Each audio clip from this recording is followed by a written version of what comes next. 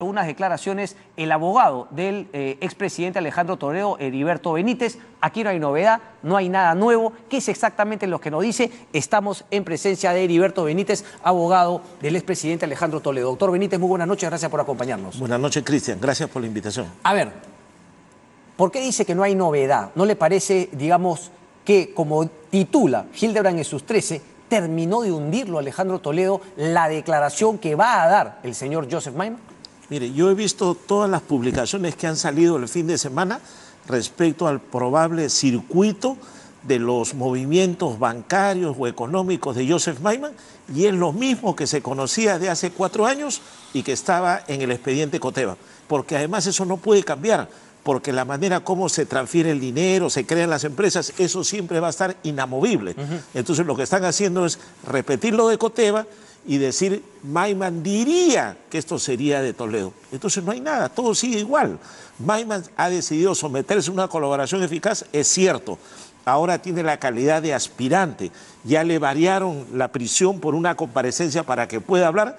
Hay que esperar a ver qué es lo que dice, qué información va a dar. Y luego esa, si es contra Alejandro Toledo, tendrá que compararse con la que dijo en Ecoteva a ver cuál tiene valor, el antes o el después. ¿Cuál es la verdadera versión de Joseph Mayman?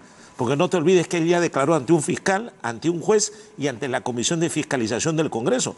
Y en Estados Unidos, la persona que declara una cosa y después cambia y miente, liquidada su versión. Y esto va a pasar por el tamiz de los Estados Unidos. ¿Cuál cree usted que va a ser la diferencia entre una declaración y otra? Mire, una ha dicho él que él invirtió en el Perú, que él quería entrar a temas inmobiliarios, que él compró los inmuebles y que le prestó a Toledo para que pague el saldo de una hipoteca que tenía. Supuestamente, según algunos dicen que ahora él diría que ese dinero le pertenecía a Alejandro Toledo.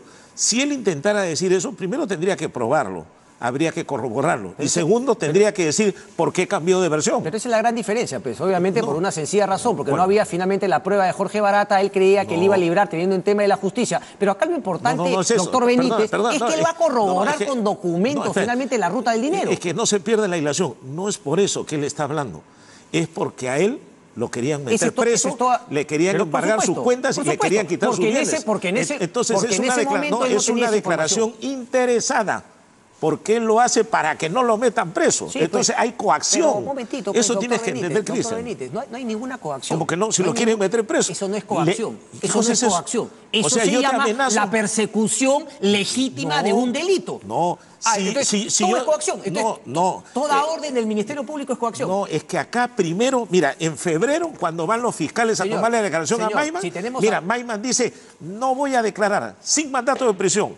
Luego le cambian la prisión y evidentemente le dice, no, a mí no me van a meter preso, entonces cambio de versión. Correcto. Hay una inducción. Eso no es coacción, ¿Qué cosa es eso? Eso es cambiar tu modalidad, eso es cambiar justamente con la presión de que te meten preso. De acuerdo a la información que tiene la justicia, porque un juez... No, eso es porque lo quería meter preso. Un juez no se presta, escúcheme un ratito, por favor, un juez no se presta a hacerle caso al Ministerio Público y decidir una orden de captura únicamente para coaccionar a un colaborador. Usted, eso es lo que está afirmando. Pero ¿usted me está diciendo que el juez es cómplice del Ministerio Público para coaccionar a Toledo?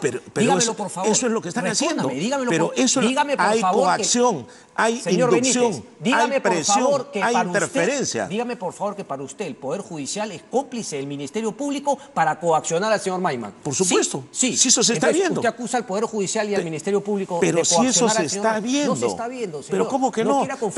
Cuando hay una información y el Ministerio Público hace una investigación, obviamente, primero le pide la información. Si en el camino sigue investigando el Ministerio Público y encuentra más evidencia, le pide al juez una medida cautelar como puede ser la orden de captura. Eso se lo otorga el juez. Cuando continúa la investigación, el señor Mayman puede cambiar su posición y decir, bueno, ahora sí decido colaborar. No nos quiera tergiversar. Ahora dame un minuto. Yo te digo, si fuera así, ¿por qué cuando empezó la investigación Odebrecht el fiscal no le pidió prisión a Mayman? Porque todavía no tenía esa información. No tenía nada, pues. ¿Y por qué a Toledo sí? Porque ha venido investigando. O sea, la plata entra a la cuenta de Mayman y la otra persona es 40 años amigo y el amigo va preso, pero Mayman, que es el central, no va preso. Sí, entonces, escucha, lo tienen así. Fueron casi en paralelo. Escucha, después... Fueron casi en paralelo. Cuando Mayman dice no voy a hablar, le dan la prisión en Ecoteva.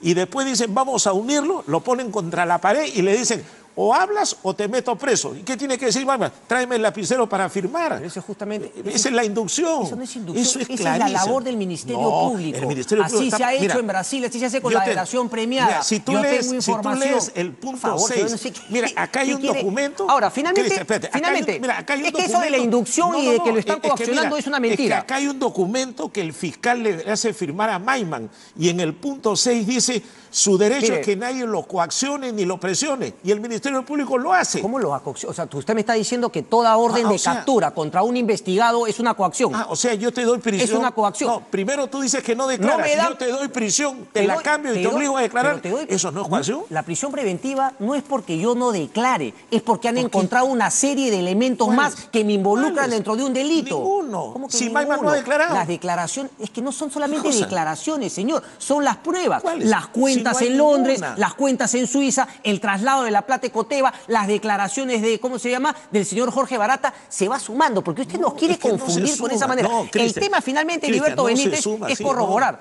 Esa aritmética no es la correcta. Las evidencias van apareciendo. No hay pruebas. Maiman hasta ahora no ha declarado. Él tendría que descargar y decir de dónde viene el dinero. Pero si lo amenazan con meterlo preso, él tiene que firmar. Usted sabe lo que es una delación premiada, es justamente un beneficio que se le da al que colabora con la justicia. Usted insiste en querernos confundir. Parece que esa es la manera. Ahora, la pregunta es esta.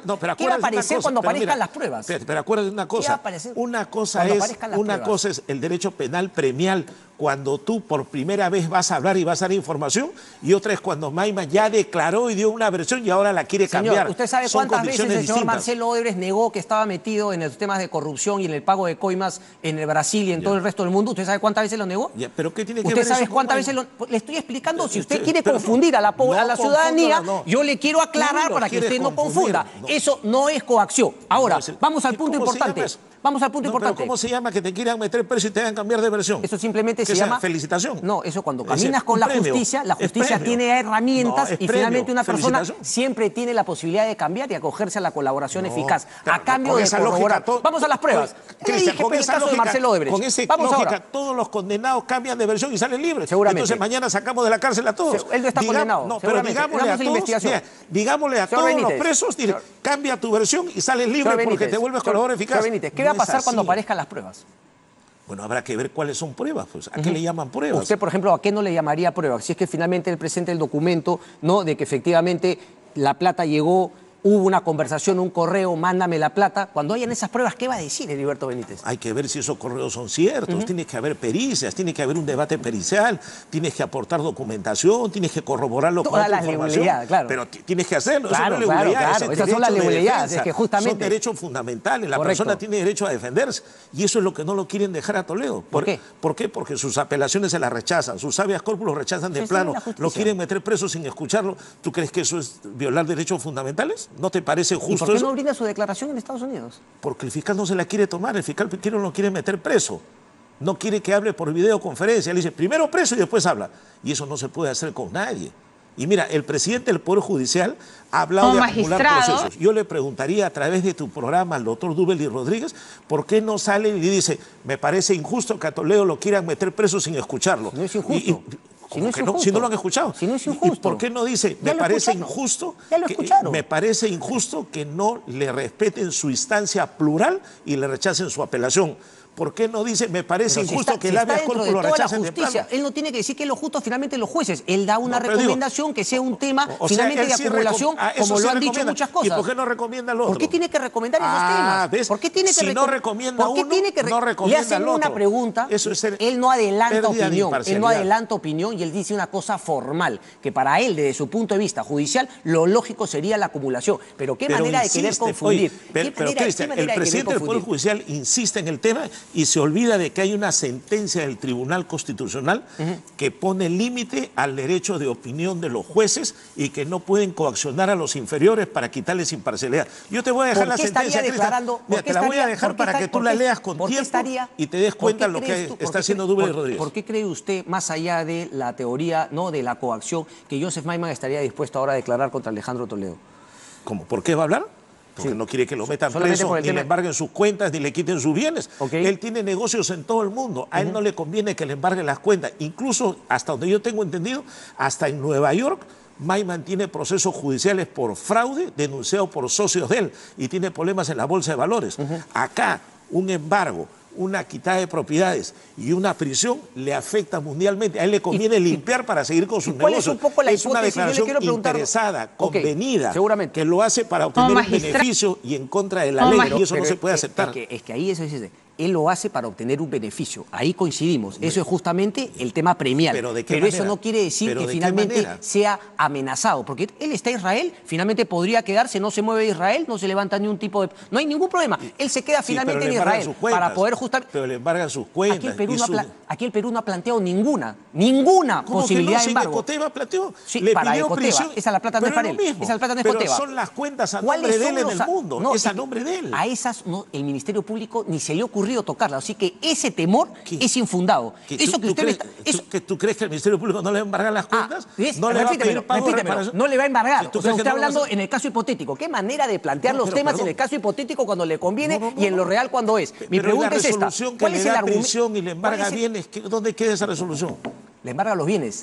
Ya pues. Aquí en el Perú, no en sus cuentas. El hombre vive en otra parte. En el Perú, es que justamente. Y las cuentas que tiene afuera, no le pueden levantar las cuentas, no le pueden ver el movimiento bancario, no van a enterarse quiénes son sus socios, quiénes tienen plata. ¿Tú crees que eso no lo perjudica a él? Correcto. Entonces, pues, está más perjudicado. Está quebrado Joseph Maiman y tiene una enfermedad que se puede justamente morir. Él es lo que dice que está quebrado. Tiene juicios también de sus socios que lo han denunciado por fraude. ¿Cuál es el argumento entonces respecto de las propiedades de Alejandro Toledo? Bueno, ya lo dijo Alejandro Toledo. Él tiene una propiedad de Puntasal, en la propiedad de Camacho le hicieron un préstamo para pagar el saldo, la hipoteca que tenía. La de Casuarinas y la oficina. Bueno, esas son propiedades de Ecoteva, son propiedades de Maiman. Él las ha comprado, él ha decidido invertir, él lo ha dicho ante el juez, ante el fiscal y ante el Congreso. Si él cambia de versión, él tendrá que decir por qué cambia y tendrá que valorarse cuál es la verdadera. Y eso se resuelve a nivel judicial. Eso no lo puede afectar a Alejandro Toledo. Y para traerlo de Estados Unidos tampoco es que porque Maiman hable, ahora sí se le puede traer, porque en Estados Unidos se dan cuenta que hay una violación al debido proceso que está por encima de que declare 1, 2 o 3 colaboradores eficaces. No hay garantías, lo quieren meter preso sin escucharlo, no le permiten apelar, le rechazan de plano sus habeas corpus, el presidente del Poder Judicial interfiere, la ministra de Justicia lo agravia públicamente hablando de cobardía. ¿Tú crees que en Estados Unidos un ministro de Justicia, que es un secretario de Estado, podría decir eso? ¿Tú te imaginas, Cristian, al presidente de la Corte Suprema de los Estados Unidos diciendo hay que acumular un proceso? Se espantan los norteamericanos. Eso no sería jamás. Entonces, eso... Sí, usted parece que nadie quién es el nuevo presidente de los Estados Unidos actualmente. Pero ¿tú crees que el presidente de la Corte Suprema lo haría? El Corte del presidente de la... No, ¿tú crees que lo haría? Es puro bururú lo que usted me está diciendo, pura victimización. Y la realidad es la plata, las cuentas, los correos electrónicos de Leán Carp, las reuniones para comprar la oficina, en la reunión con el señor Aleman para comprar la casa de Casuarinas. Es decir, no tiene por dónde agarrar el tema que usted diga. Con el tema de Joseph Maiman y solamente la documentación, todo lo que va a cambiar, porque usted dice una cosa, Alejandro Toledo no habla ni pío porque no brinda ninguna declaración a ningún medio. Finalmente todo lo que va a cambiar es la documentación que puede aprobar Joseph Maiman. Yo te digo una cosa, Cristian, si todo lo que tú dices fuera cierto en el caso de Ecoteva, ¿por qué en 4 años la fiscal hasta ahora no presenta su acusación? Porque no puede. Ya le venció el plazo y no tiene nada. Porque es una locura. Le ha pedido asistencia judicial a Suiza y Suiza le ha devuelto diciendo no hay asistencia porque lo que tú tienes no sirve para nada. Se lo ha dicho Suiza. Sí se tienen que acumular, porque justamente lo que acusa Ecoteva se cierra el círculo con la declaración de Jorge Barata y con el caso ¿por qué en 4 años no ha acusado? Y por eso no se equivoca el señor Pero dime, ¿por qué en 4 años no ha acusado la fiscal? Le hago la misma pregunta a Nadine Heredia y Ollanta Humala. Seguramente por incapacidad. Eso no quiere decir que no haya las pruebas concretas. O sea, ¿no ve las pruebas? Ahora sí las hay porque Joseph Maiman va a hablar. No las hay. Va a hablar. Tú has dicho bien claro, va a hablar. Correcto. No sabes qué habla. ¿Y qué pasa si Joseph Maiman habla de Alan García? Ya lo dijo. Yo te pregunto, ¿qué pasa si habla de Alan García? Pero mira, ¿qué pasa si habla de Alan García? Ha habido una nota de IDL Reportero con el contacto que tiene Gustavo Orrit, que ha dicho toda la información que va a brindar el señor Joseph Maiman. Así que eso está clarito que va a hablar. Te la voy a pasar. Te la voy a pasar por ti. Eso es lo que creen que va a decir. Seguramente, así como se equivocó con el tema de la anotación. Pero es así, pero tú sabes que eso es así. Pero se supone que si hay colaboración eficaz va a hablar. La pregunta es de qué va a hablar. Por eso me quiero adelantar. Pero la pregunta es de qué va a hablar. Pero va a hablar de Toledo, va a hablar de García, va a hablar de Keiko, va a hablar de Garrido Leca, va a hablar de Joy White, va a hablar de Cornejo. ¿De quién va a hablar? Esperemos que hable de todos, pero la amistad... Pero hay que esperar, por eso hay que esperar. Pero por eso, no nos pongamos intranquilos. Tú te has adelantado. Usted se está adelantando a lo que después va a declarar, porque después cuando declare, usted ya me estaba diciendo, es porque ya está coaccionado. Bueno, si es de Toledo, cambia versión, hay una coacción, pues es evidente, pero eso está clarísimo. Además, tú sabes que entre gitanos no nos leemos las cartas ni nos adivinamos la suerte. Ese tema para mí está claro. ¿Cuál? Un colaborador eficaz que aparece después de haber dado una versión ante todas las instancias y que quiera cambiar, ni aquí ni en Estados Unidos vale, porque en Estados Unidos la palabra, la palabra tiene doble valor. Falso. El declarante no puede cambiar porque pierde credibilidad. Los Estados Unidos acá. Es que en Estados Unidos está Alejandro Toledo. Lo negó tantas veces que al final, cuando habrían otras declaraciones, él confesó. ¿Y cuál es la gran diferencia? Haber dicho una cosa y cuando cambias, la única manera de que te crean es que cuando cambias de versión, traes los documentos que corroboran tu versión, cosa que no hiciste cuando brindaste la primera información. Entonces, a confesión de parte más pruebas, la primera no pasa nada, efectivamente, porque ahora tienes las pruebas. Esa es la gran diferencia. Pero dime, ¿dónde van a pedir la extradición? ¿A Brasil o a Estados Unidos? A Estados Unidos. ¿Y dónde la palabra del declarante que miente tiene menos valor? En Estados Unidos. ¿Y dónde van a valorar lo que está interfiriendo el presidente del Poder Judicial y la ministra de Justicia? En Estados Unidos.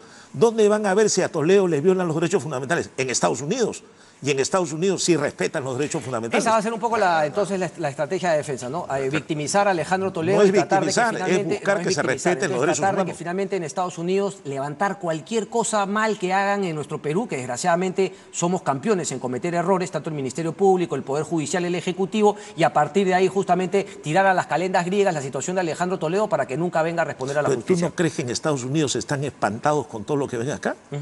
Por eso te digo, ¿tú te imaginas al presidente en la Corte Suprema pidiendo acumulaciones de procesos? Ahí se confunde en un tema importante, porque fue justamente Estados Unidos quien inició la investigación por Odebrecht y fue justamente el Departamento de Justicia norteamericano quien sacó la primera documentación en la cual se hablaba de una coima para dar una obra y que finalmente era una de las obras. Es decir, el Departamento de Justicia conoce las declaraciones de Marcelo Odebrecht, conoce las declaraciones de Jorge Barata, y ellos saben finalmente, porque la justicia norteamericana sí le ha creído a Odebrecht, a Barata y al resto de funcionarios. Por lo tanto, ahí tienes un arma que se les va a caer finalmente para victimizar a Alejandro Toledo. La justicia norteamericana podrá creer, porque ellos lo han creído. Cristian, si así fuera, ya estaría arrestado Alejandro Toledo. No, mentira. ¿Por qué no? No, piano. Si tú dices que ellos ya conocen todo. Todavía no ha cumplido, porque el Perú todavía no cumple, desgraciadamente, la parte formal. Pero si ellos no dices tú que ya saben todo. Sí, pues, pero... El Perú no tiene nada. Sí, pues, pero no le puede mandar. Se lo ha devuelto. 2 veces se lo ha devuelto. Estados Unidos, por más que sabe, como tú dices, es tan formal. El expediente. Estados Unidos, por más que sepa, no puede actuar si es que el Perú no hace bien su trabajo. Pero si se lo ha devuelto 2 veces. ¿Por qué no han hecho bien su trabajo, pues? ¿No han hecho bien? ¿Por qué no han hecho bien su trabajo? Por eso han contratado un estudio de abogados. Exactamente. Por eso han contratado y por eso Alejandro Toledo ha contratado a Roger Noriega y otros 2 patas más. No sabemos con qué plata, porque cuesta un chupo de plata. Son consejeros que lo ayudan, lo apoyan. ¿No le pagan?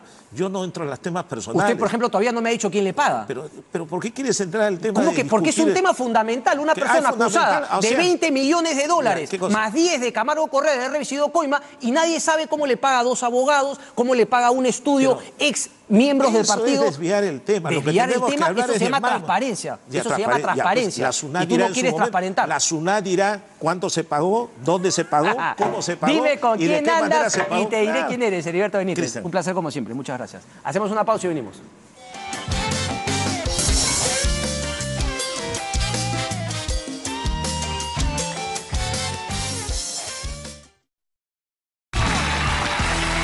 Cuéntanos, ¿cuál es tu talento? Yo puedo abrir una cuenta de ahorros en solo 3 minutos. Eso es imposible. Vamos, adelante.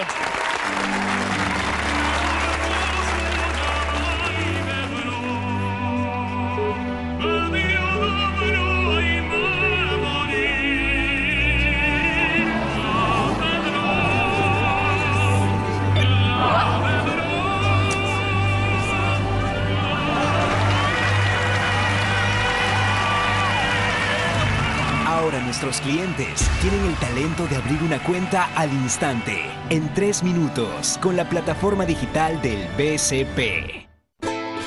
Cusqueña, la cerveza premium peruana, te invita a la temporada cervecera más grande del mundo, Cusqueña Oktoberfest. El momento donde nos reunimos a vivir nuestra pasión por la cerveza. Cuando darte un gusto es tener más de una opción para disfrutar. Y brindar es celebrar con la mejor. Es Cusqueña Oktoberfest, la temporada para los amantes de la cerveza.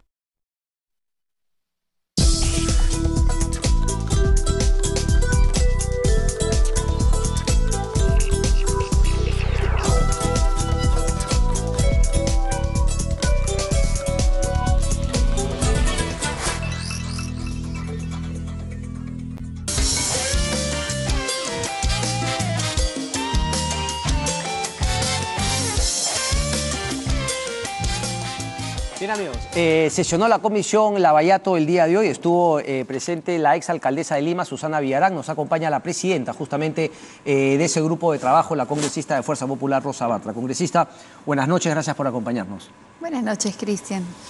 Congresista, digamos, satisfecha, escuché parte de la presentación cuando usted le decía que de alguna manera sentía que ella estaba evadiendo las preguntas con este tema, digamos, de empleados de confianza. ¿Por qué lo decía? ¿Qué sensación le deja las respuestas de la exalcaldesa Susana Villarán? Bueno, sí, ella ha aludido permanentemente, porque eso ha sido reiterativo cada vez que se le preguntaban por actos relacionados, por ejemplo, con la firma de la Adenda 1 o con otros actos relacionados con la administración. En sí misma ella siempre hacía alusión al principio de confianza. El principio de confianza pues tiene que ver con el hecho de que tú designas a personal y responde por sus actos de acuerdo al reglamento de organización y funciones o el manual de organización y funciones. Sin embargo, ella, y fue lo que nosotros señalamos, que el principio de confianza no solamente tiene que ver con el hecho de que tú designas a alguien por su experiencia, por su capacidad, por los requisitos que reúne para el perfil que está diseñado de acuerdo a los instrumentos de gestión, sino que también conlleva en sí mismo el deber de fiscalizar los actos de a quienes tú le otorgas confianza. ¿Qué tenemos? Por ejemplo, si tú tienes un funcionario que ha suscrito una adenda, que significa que se eleve el costo del proyecto en más de 100 millones o que se eleva de 30 a 40 años, tienes el deber de preguntar por qué y de analizar todos los alcances y el impacto que va a tener. Y ella que no respondía decía, bueno, mi asesor me dijo y yo acepté. Claro, ella decía, eso lo tiene que responder los profesionales que firmaron. Eso técnicamente lo conoce el gerente de promoción de la inversión privada. Yo le pediría que sea el gerente el que responda. Por favor, ella era la titular del pliego, es la alcaldesa y por lo tanto, por el principio de confianza al cual ella aludió para, digamos, transferir la responsabilidad a los funcionarios, ella tenía el deber de fiscalizar los actos del personal a quienes delegaba esta confianza. Bueno, ese es un tema interesante, que además se podría extrapolar, digamos, a todo tipo de función, a todo tipo de cargo público. Es decir, otros funcionarios también tendrán que responder y no podrán, digamos, no parapetarse tras esta... Tal cual, tiene connotación penal. Tiene connotación penal, ok. Pero digamos, eso podría ser aplicable a todos los políticos. Oiga, usted no me diga que fue persona de confianza, que fue mi secretario, que fue mi asesor. Obviamente una persona se tiene que empapar de esos temas para poder brindar. ¿Cuál es el tema central de la invitación a la exalcaldesa? Las dos concesiones importantes, Rutas de Lima y Línea Amarilla. Ambas que tienen una con OAS y la otra con Odebrecht, respectivamente. Una que... ninguna en realidad está terminada hasta el momento. Y la primera, la Línea Amarilla, tenía ella que responder por la Adenda 1, esta que precisamente eleva de 30 a 40 años el plazo de concesión y que tiene además una serie de situaciones que ameritaban una explicación. ¿Por ejemplo? Por ejemplo, el hecho de haber considerado una inversión que luego fue retirada en la gestión del alcalde Castañeda, que tiene que ver precisamente con un fideicomiso. Un fideicomiso que se iba a invertir en lo que ella denominó el Vía Parque Rima, sí, ¿no? Toda esta ruta verde que ella había diseñado en el papel, pero del cual nunca nosotros vimos nada y que luego fue destinado al bypass de 28 de julio por el alcalde Castañeda.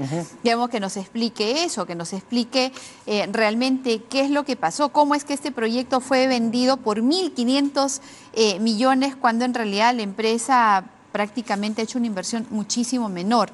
Y que nos explique en ambos proyectos qué pasó, porque precisamente cuando se da esta adenda, la adenda 1, y se suscribe además la concesión de Rutas de Lima, estamos hablando de dos proyectos diferentes, uno la adenda de Línea Amarilla y la suscripción de la concesión de Rutas de Lima, se da precisamente en el espacio de tiempo en el cual se da la campaña de la revocatoria. Y por lo tanto, dado que la comisión que presido investiga coimas que se hayan dado por la concesión de proyectos, acá tenemos 2 megaproyectos y tenemos noticias de que en esa época ingresaron los doleiros, en esa época hay una delación que habla de coimas por las rutas, por la concesión Rutas de Lima. Lo lógico era que la señora fuera a explicar cuáles fueron los términos, tanto de la concesión de Rutas de Lima... ¿Coima por Rutas de Lima o coima por Línea Amarilla? Por Rutas de Lima. Por Rutas de Lima es Odebrecht. Por Rutas de Lima, Odebrecht, Odebrecht, así es.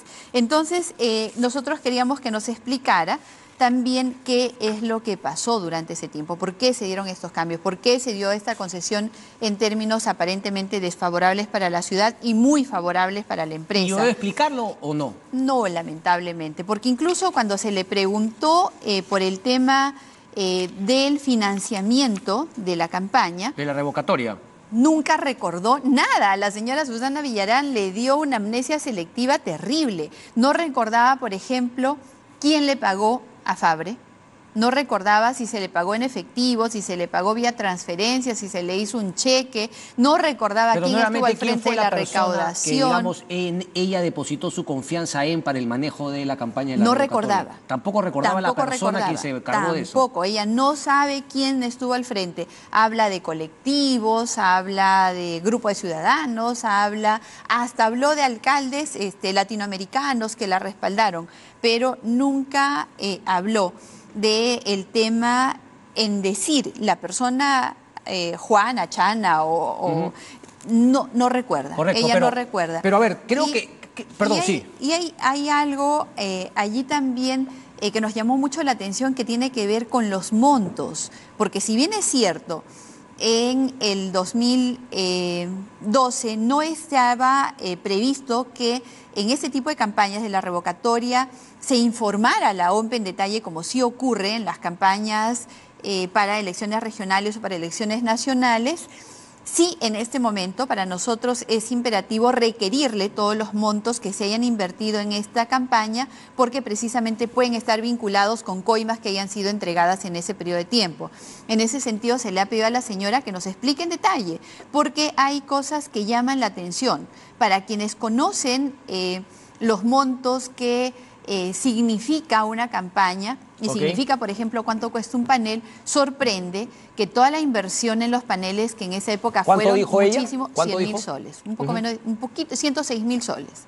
Entonces sorprende que solo hayan sido 106.000 soles cuando se conoce perfectamente que son montos que pueden ser muchísimo mayores. Pero a ver, congresista, me parece, yo coincido con todas esas, vaguedades en las cuales cayó la exalcaldesa, pero me parece que dijo 3 cosas fundamentales y que finalmente la liberan de cualquier tipo de responsabilidad o sospecha. Dijo, 1, soy inocente, no he recibido ni una coima ni nada. 2, dijo que me investiguen. Y 3, dijo, está todo en el Jurado Nacional de Elecciones. Eso no es verdad, porque la campaña... ¿Qué no es verdad? ¿Cuál de los 3 puntos no es verdad? El primero y el segundo se determinará en el curso de las investigaciones, yo no voy a cuestionarlo. Es su palabra y será el Ministerio Público y será la comisión que presido quienes determinen la responsabilidad o no de la señora. Lo tercero es falso, porque no es cierto que toda esta información esté en el Jurado Nacional de Elecciones. Es más, acabo de decir que para la época de la campaña de la revocatoria no estaba establecido que las cuentas se informaran a la OMPE o que fueran al jurado en otra instancia. No estaba establecido, no ha informado ni un sol de lo que ella ha invertido o de lo que ha recaudado en esa campaña. Por lo tanto, no es verdad que... ¿Qué debería hacer entonces Susana Villarán, más allá de decir que me investiguen y más allá de decir que soy inocente? La comisión que presido le ha requerido el detalle de todos los aportes y todos los gastos. Y la requeriremos también a los medios de comunicación, la requeriremos a las empresas como JMT, por ejemplo, que se encargaron de los paneles a fin de determinar los montos que realmente significaron esta campaña y poder, por lo tanto, establecer una ruta del dinero que probablemente haya existido en forma de coimas. Usted ya sabe, imagino, por dónde va mi pregunta, ¿no? Porque esas tres cosas son exactamente las que dijo Keiko Fujimori cuando apareció justamente la declaración del documento, ¿no? De que efectivamente Odebrecht podría haber. Yo no he recibido ningún dinero, que me investiguen y también todo está en la OMPE. Y sin embargo, el Ministerio Público y Hildebrand en sus 13, muestra que hay también pues un faltante de una plata importante finalmente durante la campaña que no se ha declarado. Entonces, ¿en qué quedamos? Si todos parece que están en la misma situación, congresista. No, acá no hay un símil precisamente por eso, y la verdad es que no sabía por dónde iba. Yo respondo a las preguntas en la medida que se van presentando. Lo primero y lo segundo, repito, que sea el Ministerio Público y que sean las comisiones que investiguen. Sí. Keiko Fujimori ha sido investigada 17 veces. Sí. Ministerio Público, Poder Judicial, Congreso de la República. Así que lo primero, que se determine en el curso de las investigaciones. Lo último, si es verdad, porque las campañas presidenciales en las cuales ha participado la señora Fujimori, no la estoy defendiendo, no me corresponde, soy presidenta de una comisión que investiga, por lo tanto, tengo el deber de neutralidad absolutamente. Correcto. Así que eso sí está en la OMPE, porque sí es de cumplimiento y de informe obligatorio. Si hay inconsistencias, si es que hay un faltante, si es que hay, como en el caso, por ejemplo, de la señora Heredia, del señor Humal, en el cual hay un sinnúmero de aportantes que han dicho, yo no he dado este dinero, a mí me han puesto en esa lista sin que yo conozca, no tengo posibilidades de haber hecho el aporte, que es lo mismo que pasó en la campaña municipal de la señora Villarán, en la cual también hemos tenido aportantes que han desconocido su aporte. Será pues eso finalmente materia de investigación, que se investigue y que se llegue hasta donde se tenga que llegar. El Perú tiene derecho a conocer la verdad y hemos dicho nosotros, caiga quien caiga. Pero mi punto era, congresista, que por ejemplo yo lo planteé acá, ¿no? Porque una cosa es obviamente el tema penal judicial, en la cual obviamente hay una presunción de inocencia, pero en términos políticos no basta con decir soy inocente y que me investigue la Fiscalía, sino que uno podría actuar, digamos, de motu propio con mucha más actividad. Para mí, Susana Villarán debió haber ido con toda la documentación sabiendo a priori que le iban a preguntar, pero lo mismo sería ideal en Fuerza Popular y en Keiko Fujimori, salir y decir, bueno, ok, que me investiguen, pero por delante yo les voy anunciando esto recibí, o sea, políticamente hay más cosas que uno podría hacer, tanto Susana Villarán como Keiko, ¿no le parece? Y probablemente se den en los siguientes días. La señora Keiko Fujimori ha presentado una carta a la comisión que yo presido, lamentablemente, y digo lamentablemente porque nosotros quisiéramos tener más elementos de juicio para construir un caso. Lo único que existe es esta anotación que, a decir del propio procurador fiscal, como se denomina en Brasil, no dice más. Claro, pero entonces por eso, nosotros quisiésemos realmente que existan más elementos. Saludamos que esto esté de manera célere en manos del Ministerio Público y que también el Ministerio Público sigue la ruta, avance. Claro. Nosotros, por nuestro lado, igualmente pero usted coincide en que construyendo y acopiando la información que nos permita construir un caso. Correcto, pero es que usted justamente ya está como hablando como presidenta de la Comisión Lavallato. Yo le decía justamente por el tema de Keiko Fujimori y del Partido Fuerza Popular. Pero quiero seguir con este tema. ¿Qué tan concatenado está Luis Castañeda Locio, hoy alcalde, Susana Villarán y la gestión anterior de Luis Castañeda Locio, teniendo en cuenta que ahí se firma el primer acuerdo de LANSAP, Línea Amarilla, luego viene Odebrecht y justamente firma un nuevo contrato, en el camino se vende a otras empresas, luego efectivamente la Municipalidad de Lima, con unos correos que mostró IDL, negocia para que el proyecto Río Verde ya no vaya y se haga el 28 de julio. ¿Cuándo invitan? La señora Giselle Segarra es la siguiente invitada en este caso. Ok, entonces digamos... Y tiene mucho que explicar con respecto precisamente a lo que usted acaba de mencionar. Entonces la investigación es más que todo LANSAC, Rutas de Lima, y dentro de ese horizonte es que aparecen los dos alcaldes que hemos tenido en Lima. Definitivamente, y ambos tienen que explicar.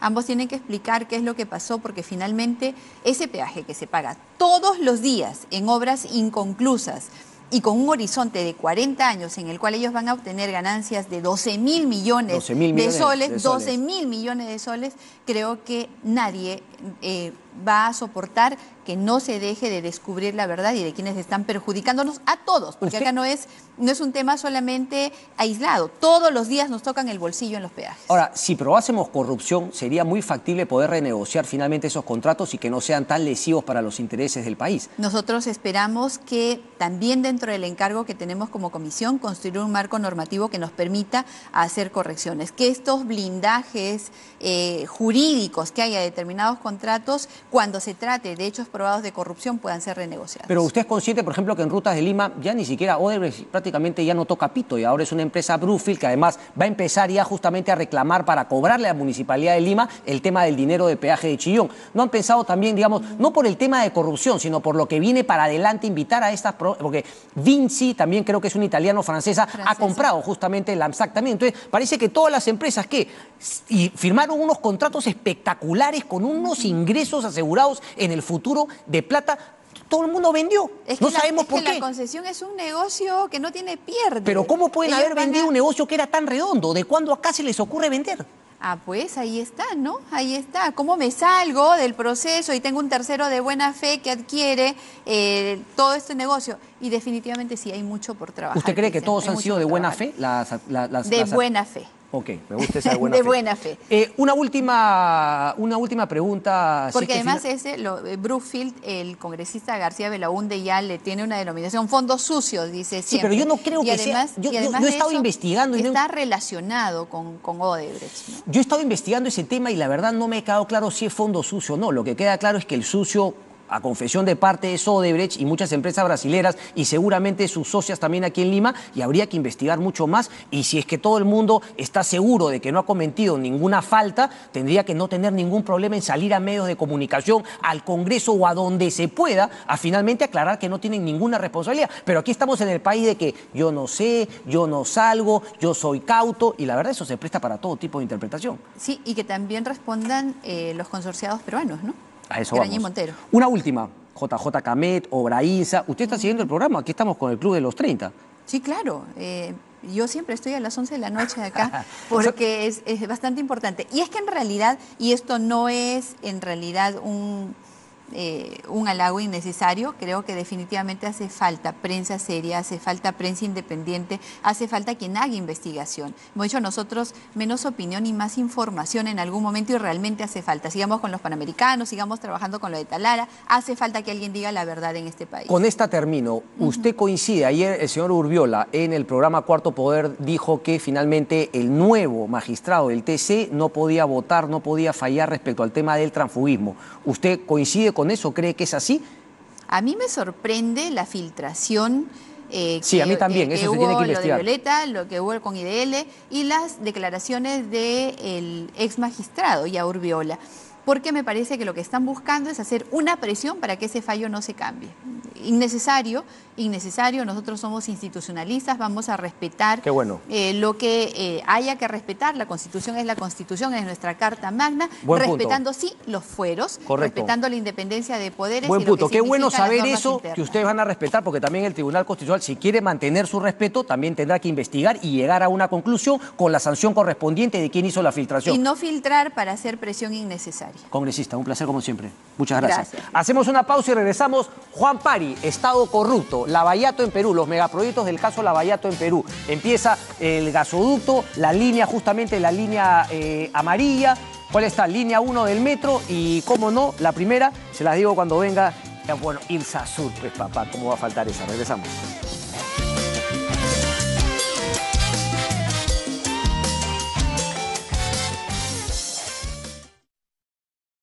Si cuando nos quedamos sin agua un día es un problema, imagínate lo que sienten 4 millones de peruanos que todavía esperan tener agua en casa. Ya no pueden esperar más.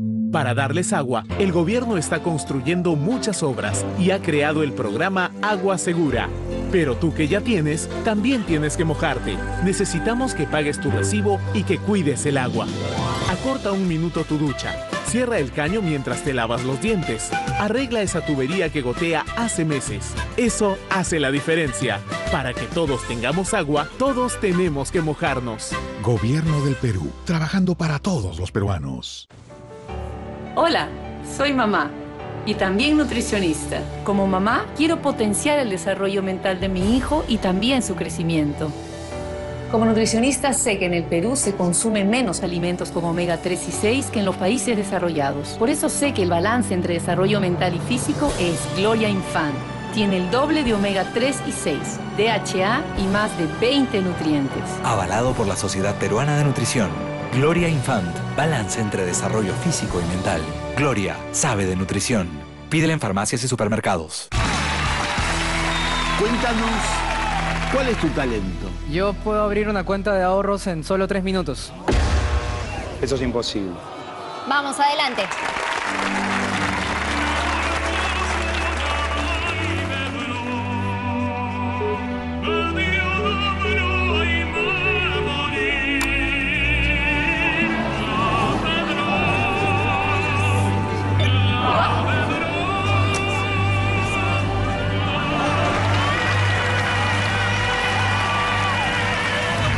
Ahora nuestros clientes tienen el talento de abrir una cuenta al instante, en 3 minutos, con la plataforma digital del BCP.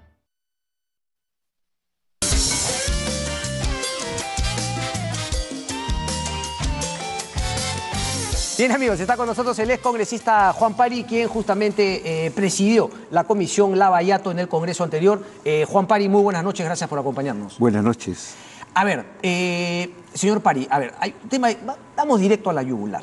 En el destrabamiento, ¿no? En el destrabamiento, utilizo entre comillas este destrabamiento porque usted también lo menciona así, del IRSA Sur, usted desliza, sostiene un involucramiento, algo activo del hoy presidente de la República. ¿Es así?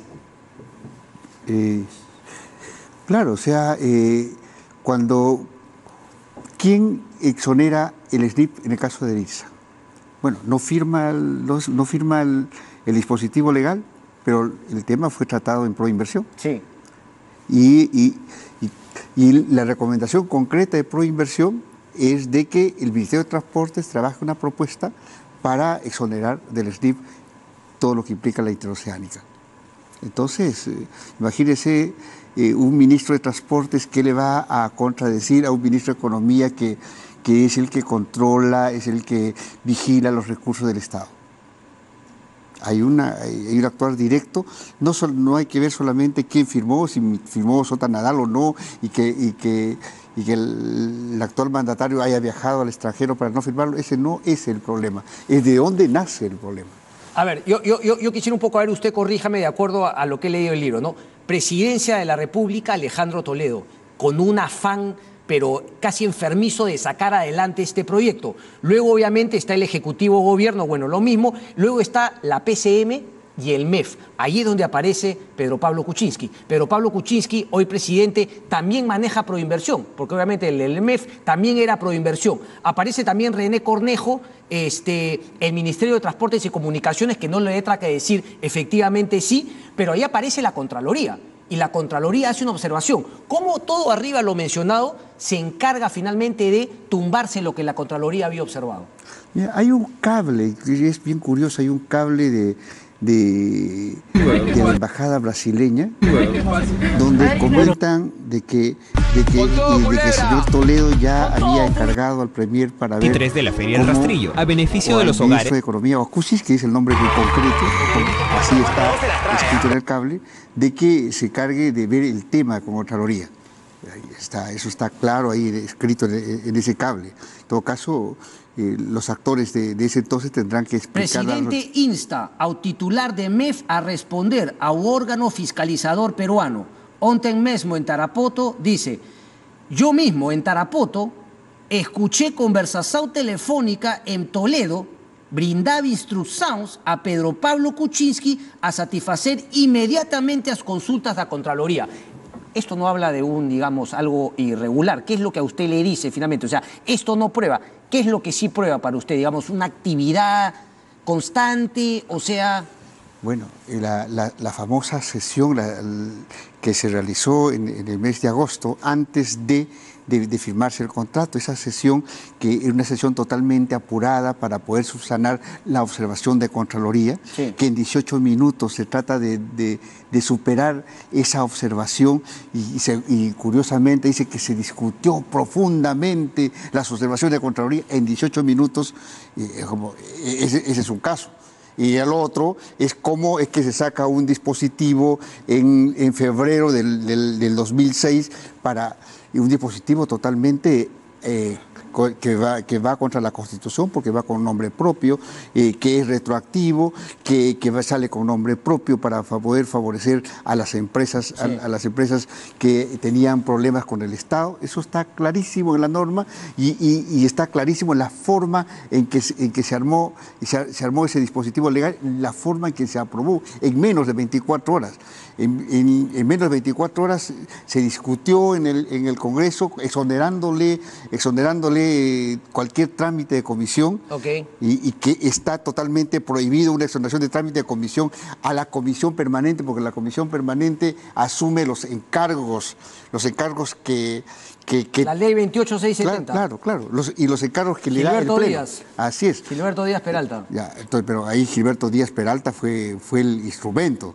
Hay que ver atrás. Hay que ver inclusive el propio acta donde Ayaipoma dice: este es el proyecto que viene del Ejecutivo. Así está en el relatorio de ponencia. Digamos, como una manera de alguna manera menguar la responsabilidad de los que ya hemos venido hablando. Varias fuerzas políticas en el Congreso aprobaron esta ley. Así es. Los que estaban en la Comisión Permanente. Sí, ya hay varias fuerzas políticas que también olearon y sacramentaron a Odebrecht y a toda la interoceánica en el 2008. Con el señor Reyardo a la cabeza. Así es. Ok, déjeme hacerle una pregunta, porque yo quiero creer que el presidente, hoy presidente de la República, Pedro Pablo Kuczynski, no estuvo involucrado en ninguna acción irregular. Pero, digamos, los actos de fe son para los creyentes y como finalmente la política peruana no es una religión, yo no creo en actos de fe. ¿No cree que al presidente Kuczynski hoy le correspondería, en aras de la transparencia y finalmente aclarar un poco más su papel? ¿Usted cree que ya lo ha hecho o usted cree que no tiene por qué aclarar nada? No, lo tiene que aclarar.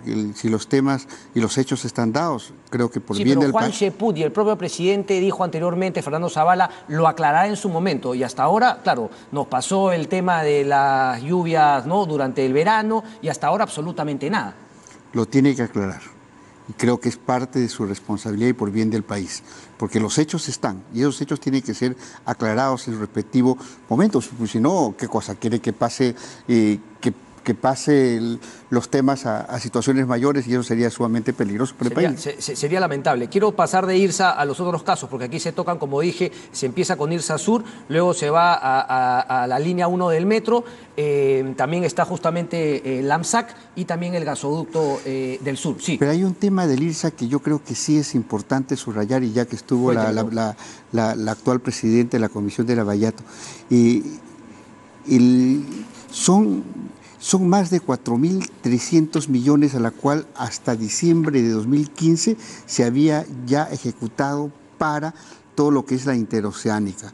Pero sin embargo, lo autorizado, incluyendo a las adendas que pueden ser cuestionadas por los factores que se emplearon, solamente llegó a 1.777 millones. ¿Cómo se pagó lo no autorizado? ¿Cómo? Ese es un tema que tiene que responder. Nosotros hemos mandado una carta a Contraloría para que realmente cruce este tema, lo autorizado frente a lo ejecutado. Nosotros hemos encontrado una tremenda diferencia. ¿Usted cree que había obviamente sobrevaloración? Bueno, yo he mostrado a inicios de este año el famoso tema del dedo de Dios, es decir, ellos hacían volar un cerro. Es que justamente en el tema de las curvas es donde empieza todo este tipo de trafa finalmente al Estado peruano, en el cual yo me vuelo un cerro de 80 metros que no existía, porque además se convierte finalmente en lavado de activos de estas empresas corruptas. Entonces, ese tipo de cosas no se han detectado. Y es cierto además, como usted dice en el libro, que el Estado peruano le sigue dando plata finalmente a través del PAO y la PAMO, perdón, ¿no? Así es. Que es el mantenimiento de obras a estas empresas, a estos consorcios. Mira, la concesión se hace para que el concesionario asuma la responsabilidad de la carretera. ¿Por qué tenemos que pagar los peruanos el mantenimiento? ¿Cuál es la gracia de la concesión? Negocio, pues, negociados, por decirlo de alguna manera. Le quiero ahora cambiar un poco la pregunta. Usted también da justamente, digamos, en el tema de Olmos y en la línea 1 del metro. Yo le hago la pregunta así. ¿Usted cree, porque finalmente menciona el nombre también de Luis Nava en su libro, el secretario general de Alan García Pérez, ¿usted llega, digamos, a alguna conclusión de pensar que de alguna manera podría la posibilidad darse de que el señor Nava jugaba algún papel parecido al que jugó Maiman con Alejandro Toledo? Es bien probable. En todo caso, ese es un tema para poder demostrar cómo se establecían las decisiones y la ruta. El señor Nava tenía una posición sumamente importante dentro del gobierno aprista.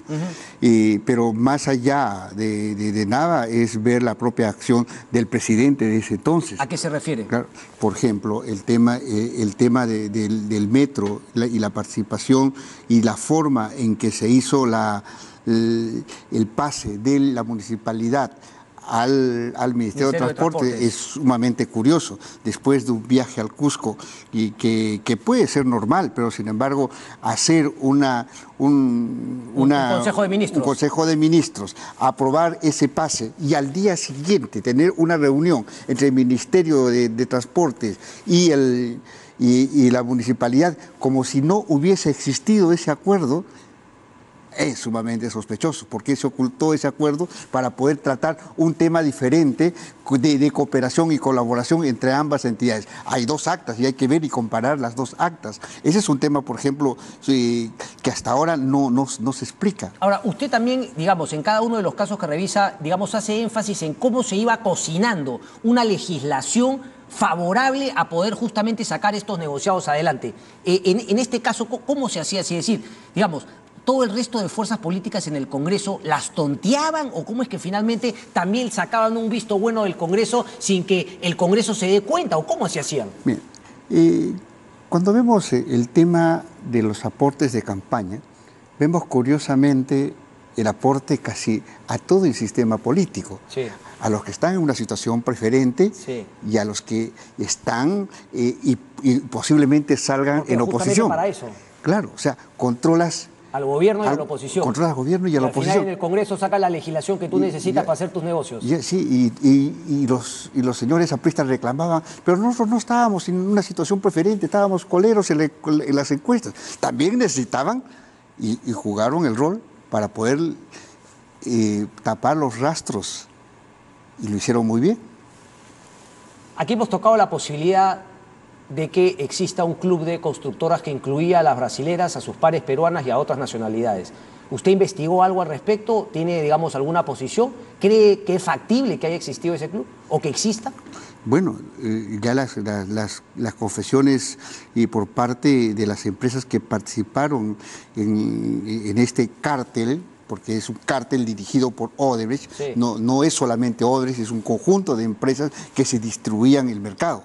Eso replicado con el famoso grupo acá de las constructoras en el país. Correcto. Y esto es sumamente interesante analizar. ¿Cómo es de que ahí simplemente se viola todas las leyes de mercado? A eso quería llegar, porque usted habla finalmente también del LAMSAC, ¿ok? De línea amarilla, que ocurre lo mismo finalmente un poco con rutas de Lima. Es decir, aquí todos, ¿no?, los grandes representantes de empresas y qué sé yo, hablan del liberalismo, de que dejan nomás los privados, el capitalismo y qué sé yo. Y claro, uno dice, bueno, sí, efectivamente, ¿no? Al contrario, a un control planificador, a un Estado, perdón, controlista, planificador que quiere hacer todo, incluso es más corrupto. Pero lo que me llama la atención es que cada vez que estas empresas contratan entre ellas, pues la verdad es un ganar-ganar. Pero cada vez que una empresa privada contrata con el Estado pues es peor que finalmente en las épocas de comunismo. Y una empresa privada termina pareciendo prácticamente una empresa del Estado. Se lleva la plata, corrupción, pagan de más. Es una cosa que nadie entiende. ¿Cómo entiende? Para mí es liberalismo bananero. O sea, aquí todo el mundo dice ser liberal porque le favorece al bolsillo. Pero cuando se trata de finalmente competir para contratar con el Estado, nadie dice ni pío. Mire, aquí en la política se habla de los antisistemas y el que hace bulla en la calle. Y para mí, el real antisistema es el corrupto. Primero, negocia el mercado. Va por todo lado para impedir que la competencia que tanto defienden los liberales no se dé. Distribuyen el mercado. Uno. Colusión. Ya. Segundo, hacen que el Estado se debilite. Dinamitan todos los sistemas de control, recontra subversivos. Sí. No funciona Contraloría, no funciona el Ministerio Público, no funcionan los sistemas de control del MES, nada, no funciona nada. Achican y debilitan el Estado para que funcione la corrupción. Totalmente de acuerdo. Es que son los privados todo lo hace bien. Ya no necesita fiscalizar a los privados, si ahora tiene la responsabilidad social corporativa. Ya con eso estamos curados, ya. Démosle todo a los privados. Sí. Es que la verdad es que si así los privados, ¿no? Los liberales bananeros del Perú quieren hacer respetar finalmente el capitalismo o el sistema de mercado, la economía de mercado, venimos mal, porque en el 2021 van a tener a su Antauro Humala justamente por haber dinamitado eso que ustedes llaman liberalismo bananero. Juan Pari, un placer como siempre. Muchísimas gracias. Nos vemos el día de mañana.